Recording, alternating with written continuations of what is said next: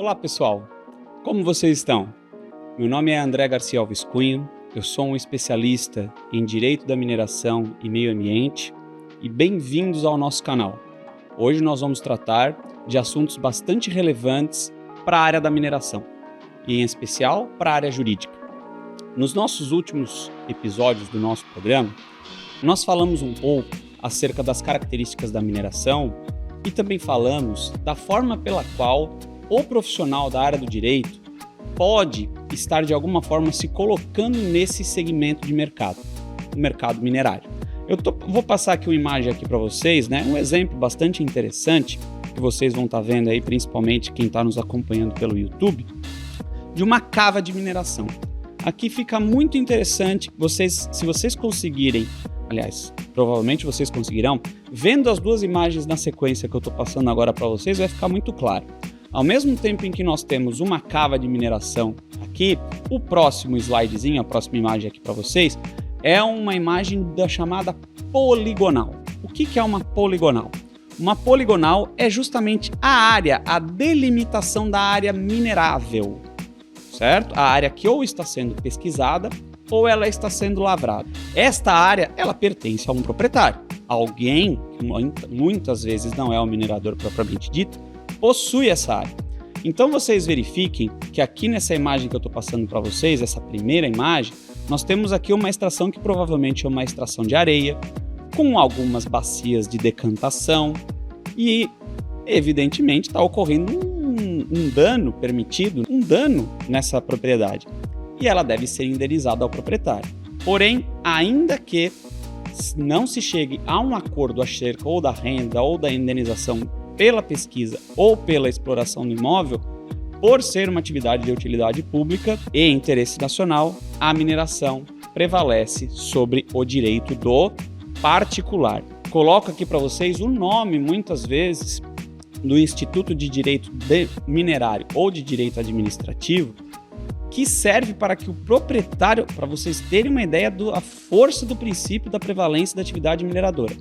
O detentor do título do alvará de pesquisa, que é o título que autoriza a pesquisa na área, autoriza que o minerador, inclusive, possa interferir na propriedade de vizinhos para que sejam instauradas servidões administrativas, servidões minerais. O que é uma servidão?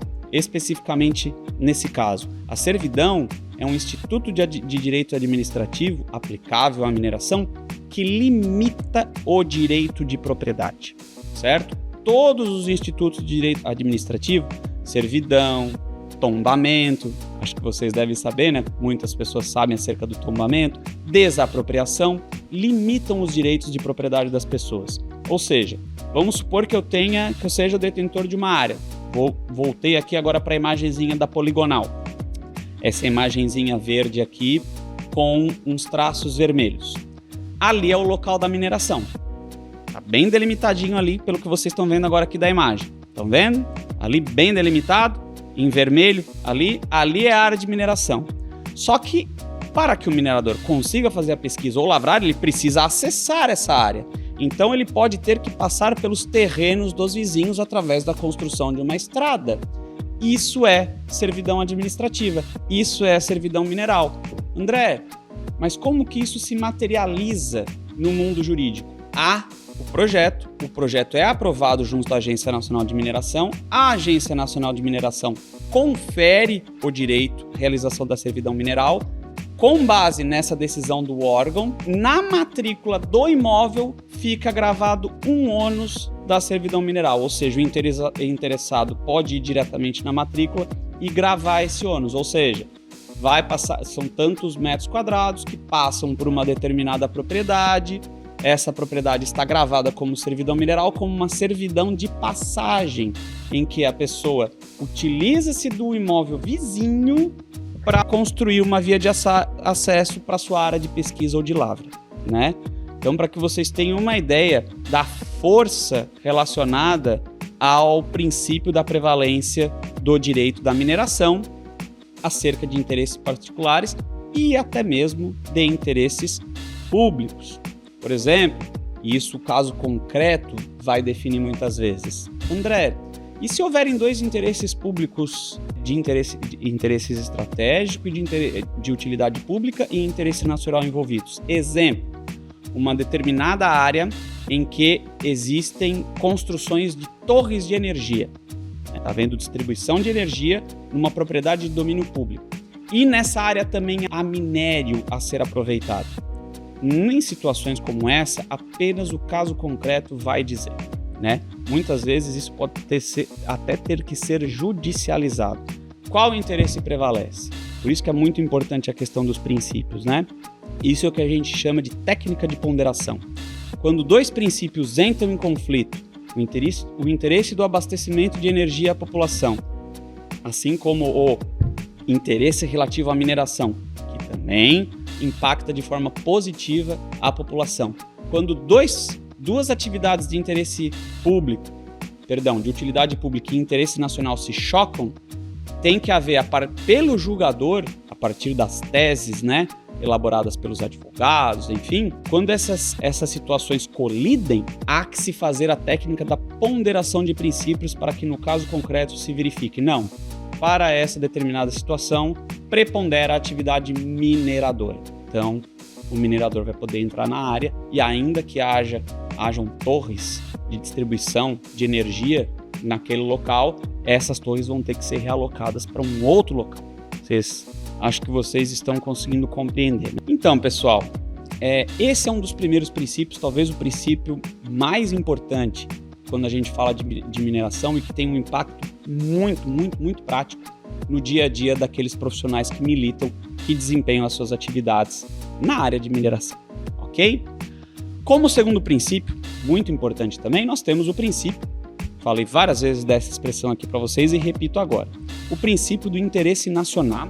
Ele está expressamente consagrado no artigo 176, parágrafo 1º da Constituição Federal de 1988, em que nesse dispositivo constitucional contempla-se a mineração como uma atividade de interesse nacional. Vocês vejam que uma coisa está ligada à outra, né? Se não fosse uma atividade, se essa atividade não fosse uma atividade de interesse nacional, ela não estaria constitucionalizada, certo? Poucas atividades estão expressamente constitucionalizadas como atividades de interesse nacional. E a mineração, por força do artigo 176 da Constituição Federal de 1988, especialmente o parágrafo 1º, está contemplado. Então a gente ratifica-se ainda mais a importância da atividade, ok? Então eu vou finalizando esse podcast agora, esse é o nosso momento aqui juntos, no nosso canal. Você que está me ouvindo, você que está me assistindo, espero que esteja me assistindo para que vocês possam ver as imagens que eu passei aqui para vocês, que eu tentei transmitir aqui para vocês, para ficar mais claro, mais didático. E agradeço como sempre a audiência, peço sempre sugestões para vocês, uma interação, sempre relembrando qual que é o nosso objetivo aqui, criarmos fóruns de discussão, certo?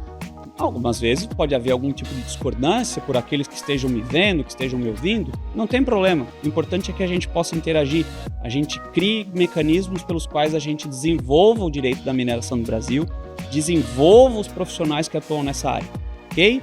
E não é diferente com os profissionais da área jurídica. Então, para você que está nos ouvindo pelo Spotify, muito obrigado, nós também temos um canal no YouTube. E para você que está nos vendo no YouTube, nós também temos um canal no Spotify. São as duas plataformas nas quais vocês podem estar vendo ou ouvindo os nossos conteúdos.